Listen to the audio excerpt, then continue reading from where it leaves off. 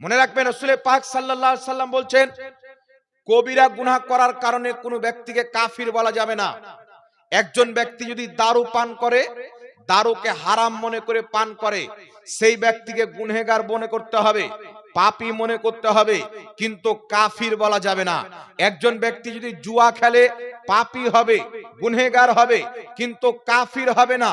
একজন ব্যক্তি যদি শরাব পান করে, গুনহেগার হবে, কিন্তু কাফির হবে না।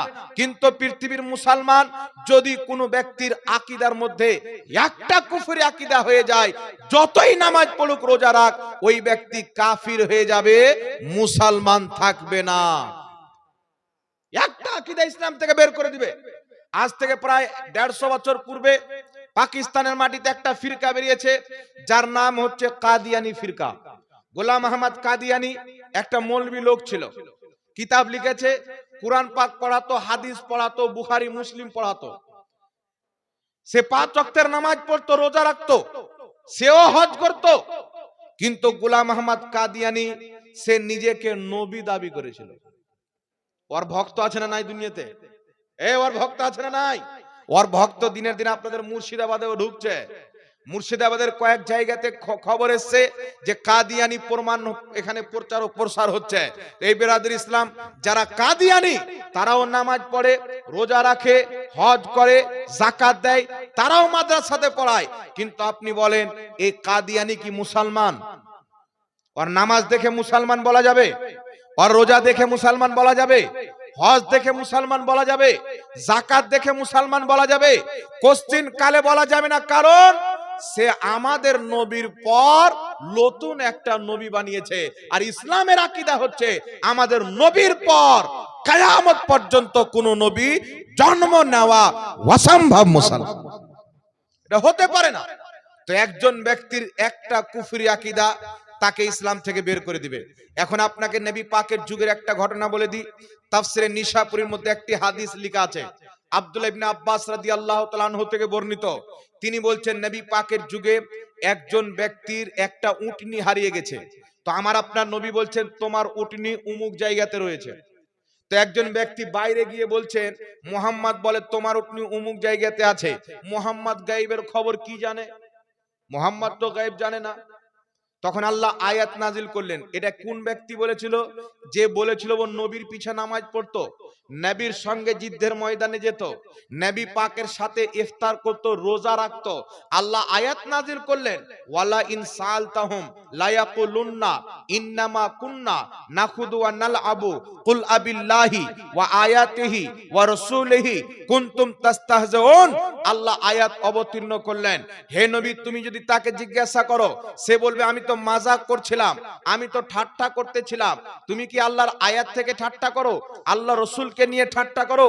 লা তাতাজিরু, বাহানা করিও না, কাদ কাফারতুম বাদা ঈমানিকুম, তুমি ঈমান আনার পর আমার নবীর বেয়াদবি করার কারণে কাফির হয়ে গেছে। একটার কারণে আল্লাহ পাক তার প্রতি কাফিরের ফতোয়া দিলেন।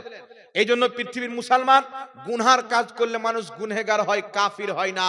কিন্তু রাসূল সাল্লাল্লাহু আলাইহি সাল্লাম বা আল্লাহ পাকের ব্যাপারে চুল পরিমাণে যদি বেয়াদবি করে নেয়, ওই ব্যক্তি কাফির হয়ে যাবে। ইমাম কাজী আয়াদ রাহমাতুল্লাহ আলাইহি শিফা শরীফের মধ্যে লিখতেছেন, কোন ব্যক্তি যদি রাসূলুল্লাহর জুতো মুবারককে বেয়াদবির নিয়তে জুতুয়া বলে দেয়, ব্যক্তি কাফির হয়ে যাবে। নবীর চুল মুবারককে চুলওয়া বললে কাফির হয়ে যাবে। কারণ আল্লাহ আল্লাহর রাসূলকে সত্যিকারী মহব্বত করার নাম, তাদের আদব করার নামই হচ্ছে মুসলমান হওয়া। কথা আমার বুঝতে পারছেন কি পারেন না বাবা? এই জন্য আগে আকীদা দেখতে হবে। ওয়াহাবির আকীদা কুফরি আকীদা। এখন মানুষকে বলছে ফরজ নামাজ পর দোয়া করা যাবে না, আমিন জোরে বলতে হবে।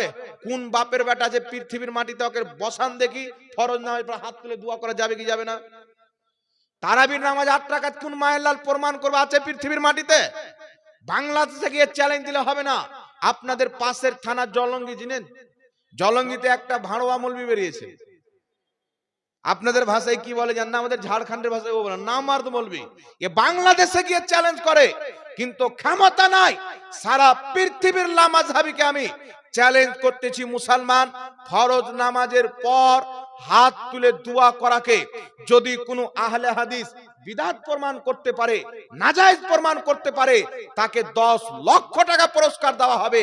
আর আমি নবী মুস্তাফার হাদিস দ্বারা প্রমাণ করব, ফরজ নামাজের পর হাত তুলে দোয়া করা আমার নবীর তরিকা, নবীর সাহাবার তরিকা। মুসলমান আমরা প্রমাণ করব হাদিস থেকে, কিন্তু কোন ওয়াহাবির হিম্মত নাই ফেস টু ফেস সামনে মোকাবেলা করে নেবে। এটা মানুষকে গুমরা করে, তারাই নিজে বিদাতি। যে ফরজ নামাজের পর হাত তুলে দোয়া করাকে বিদাত মনে করে, সেই ব্যক্তি নিজেই বিদাতি। যেই ব্যক্তি আমিন জোরে বলাকে ফরজ মনে করে, আস্তে আমিন বলে নামাজ হবে না মনে করে, ওই ব্যক্তির নামাজ শয়তানি নামাজ, ইমানি নামাজ নয়। যেই ব্যক্তি মনে করে রাফায়দান না করলে নামাজ হবে না, রাফায়দান করা ফরজ, যারা রাফায়দান করে না তাদের নামাজ বাতিল, ও শয়তানের নামাজ পড়ে, আল্লাহ পাকের নামাজ পড়ে না। যেই ব্যক্তি ইমামের পিছে কিরাত না করলে নামাজ হবে না বলে, ওর নামাজ শয়তানের নামাজ, মুসলমানের নামাজ নয়। নবী আমার নিজেই বিনা রাফায়দানের নামাজ পড়েছেন, তাহলে নবী পাকের নামাজ হয়নি? জোরে বলেন। তিরমিজির মধ্যে সহিহ হাদিস, লা মাযহাবিদের গুরু নাসিরউদ্দিন আলবানী হাদিসটিকে সহিহ বলেছেন। আব্দুল্লাহ ইবনে মাসউদ রাদিয়াল্লাহু তাআলা আনহু বলছেন, আমি কি তোমাদেরকে রাসূলুল্লাহর নামাজ শিখাবো না? উনি নবীর নামাজ শিখাতে আরম্ভ করলেন তাকবীরে তাহরিমা ছাড়া পূর্ণ নামাজে আর কোথাও হাত উত্তোলন করেনি মুসলমান। তো নামাজ রোজা এগুলো তো আমলের মাসলা। যাদের ঈমান ঠিক নাই, আকীদার বিষয়ে সারা পৃথিবীর যে কোনো লামাযহাবী তাদের নির্ভরযোগ্য কোনো ব্যক্তিকে সামনে পেশ করা হোক, মুর্শিদাবাদের মাটিতে দুইজনের আলোচনার মাধ্যমে নিরপেক্ষ জায়গাতে বসা হবে। খোদার কসম খেয়ে বলি, কোন লামাযহাবী নিজেকে মুসলমান প্রমাণ করতে পারবে না। হিম্মত নাই। আপনি বলেন যদি ক্ষমতা থাকে তাহলে বসে যাবে। এই জন্য বিরাদর ইসলাম, এদের ধোঁকা থেকে বাঁচবেন। এদের আল্লাহর ব্যাপারে ওটাই আকীদা যেটা ইসরায়েলের ইহুদির আকীদা, এদের আল্লাহর ব্যাপারে ওটাই আকীদা যেটা আমেরিকার খ্রিস্টানদের আকীদা, আর সুন্নিদের আল্লাহর ব্যাপারে ওটাই আকীদা যেটা ইমামে আযম আবু হানিফার আকীদা, যেটা ইমামে মালিকের আকীদা, যেটা ইমাম আহমদ বিন হাম্বলের আকীদা। চার মাযহাবের যে আকীদা, ওটাই হচ্ছে আহলে সুন্নাত ওয়াল জামাতের আকীদা। আজ থেকে 150 বছর পূর্বে ভারতবর্ষের মাটিতে নবী মুস্তাফার দেওয়া আকীদাকে, সালাফদের আকীদাকে তারা দাফন করে ইংরেজদের দেওয়া আকীদা যখন প্রচার করতেছিল, তাদের দাঁত ভাঙা জবাব বরেলির আলা হযরত দিয়েছেন। 1000 চাইতে বেশি কিতাব লিখে তাদের আকীদার মুখোশ উন্মোচন করে আহলে সুন্নাত ওয়াল জামাতের আকীদার হিফাজত করেছেন মুসলমান। এইজন্য বিরাদর ইসলাম, তাদের আকীদা কি? যে আল্লাহ তাবারাক ওয়া তাআলা আরশে বসে আছে। দলিল আপনাকে কোরআন পাক থেকে দিবে। তবে মনে রাখবেন বাবা, পবিত্র কোরআন সূরা আলে ইমরান আয়াত নাম্বার 7, বাড়িতে যদি কোরআন থাকে আলে ইমরান সূরার 7 নাম্বার আয়াতটা পড়বেন। আল্লাহ পাক বলছেন এই কোরআন পাকের মধ্যে কিছু আয়াত আছে মুহকাম, যেগুলো কোরআন পাকের প্রকাশ্য মানা রাখে, আর কিছু আয়াত আছে আয়াতে মুতাশাবিহাত, সেইগুলোর ব্যাপারে যারা ইমানদার তারা বলবে এর মানা আল্লাহর উপরে ছেড়ে দিলেন। আল্লাহ হাতের কথা বলেছেন, আল্লাহই ভালো করে জানেন। আল্লাহ পায়ের কথা বলেছেন, আল্লাহই ভালো করে জানেন। আল্লাহ বলছেন আর রহমানু আলাল আরশে ইস্তাওয়া। রহমান উনি যিনি আরশে ইস্তেওয়া করলেন, যেমন তার শানের যোগ্য। আল্লাহ আরশে কিভাবে ইস্তেওয়া করলেন, কেমন করে করলেন, সেটা আল্লাহর ব্যাপার। কিন্তু মোল্লাজি অনুবাদ করছেন আল্লাহ আরশে বিরাজমান হলেন, চেয়ারে বসে গেলেন, আরশ থেকে দুনিয়া চালাচ্ছে। আল্লাহ চেয়ারে বসে গেলেন, আরশ থেকে দুনিয়া চালাচ্ছে। কিন্তু বিরাদর ইসলাম শুনেন, মুসলমানদের আকীদা কি? শারা কায়দা নাসাফির মধ্যে লেখা আছে, আল ইতকান ফি উলুমিল কুরআন কিতাবের মধ্যে লেখা আছেন। আকীদার ইমামগণ নিজ নিজ কিতাবের মধ্যে স্পষ্ট ভাবে লিখে দিয়েছেন, লা ইয়াতামাক্কানু ফি মাকান, আল্লাহর জন্য কোনো জায়গা নাই, আল্লাহ হচ্ছে জায়গা থেকে পাক। এখন আপনাকে বলি, ওয়াহাবি বলে আল্লাহ আরশে বসে আছেন, আর রহমানু আলাল আরশে ইস্তাওয়া, এটা হচ্ছে আয়াতে মুতাশাবিহাত। পবিত্র কোরআন সূরা আলে ইমরান আয়াত নাম্বার 7 এর মধ্যে আল্লাহ বলছেন, আয়াতে মুতাশাবিহাতের অর্থকে নিয়ে পিছে পড়ে অনেক লোক পথভ্রষ্ট হবে। অনুরূপ ভাবে ওয়াহাবি মতবাদ আজকে আয়াতে মুতাশাবিহাতের জাহেরি অর্থকে নিয়ে পথভ্রষ্ট হচ্ছে, বেঈমান হচ্ছে। কিন্তু আল্লাহ আরশে ইস্তাওয়া করলেন, কেমন ভাবে করলেন? যেমন তার শানের জগৎ তেমন করেছেন। কিন্তু আল্লাহ আরশে বসে আছেন, যখন বলবে ব্যক্তি মুসলমান থাকবে না, কাফির হয়ে যাবে। কারণ আরশ হচ্ছে একটা জায়গা, আরশ হচ্ছে সৃষ্টি, আর সৃষ্টির মুহতাজ স্রষ্টা হতে পারে না। কোন ব্যক্তি যদি বলে আল্লাহ আরশে বসেছেন, আচ্ছা বলেন তো বাবা, আরশ সৃষ্টি না স্রষ্টা? সৃষ্টি। আল্লাহ ছাড়া যা আছে সব সৃষ্টি। তো আরশে বসার পূর্বে আল্লাহ কোথায় ছিল? তো আল্লাহ যখন আরশে বসেছেন, তো আগে অন্য কোন জায়গায় ছিল? তো আল্লাহ ওই জায়গা পরিবর্তন করে আবার আরশে এসে বসেছেন। তো জায়গা পরিবর্তন করা এটা আল্লাহর সিফাত?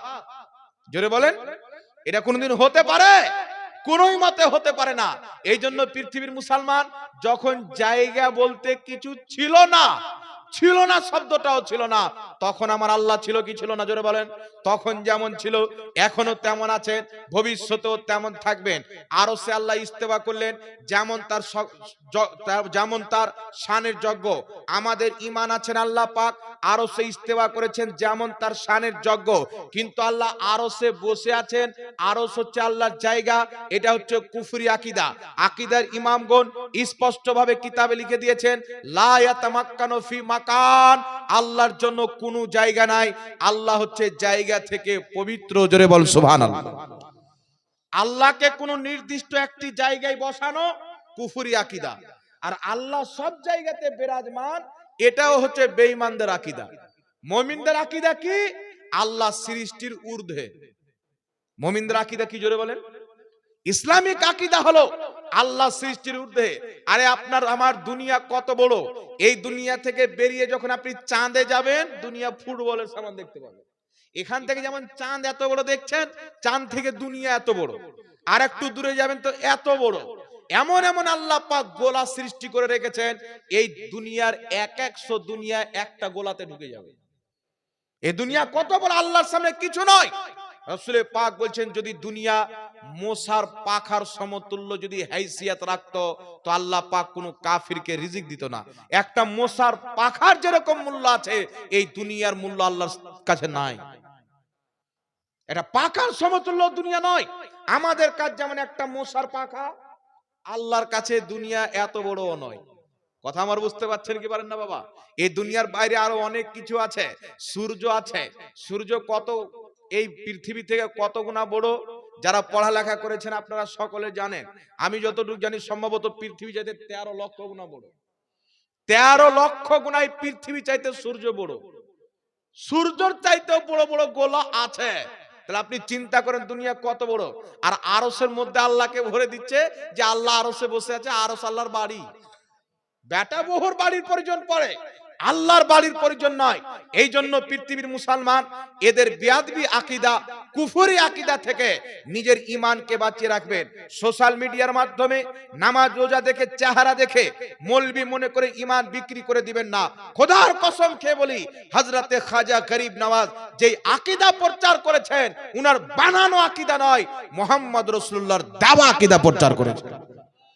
গৌসে বাগদাদি যে আকীদা প্রচার করেছেন, মুহাম্মদ রাসূলুল্লাহর দেওয়া আকীদা প্রচার করেছেন। এইজন্য ইমামে আযম আবু হানিফার আকীদা, ইমাম শাফির আকীদা, ইমাম আহমদ বিন হাম্বলের আকীদা, তারপরে চলে আসেন ইমাম মালিকের আকীদা। চার মাযহাবের আকীদা হচ্ছে, যদি কোনো ব্যক্তি আল্লাহর আকার আকৃতি মানে, আল্লাহর দেহ মানে, আল্লাহর জন্য জায়গা মানে, আল্লাহর জন্য জিহাদ ডান দিক বাম দিক মানে, ওই ব্যক্তি কাফির, মুসলমান নয়।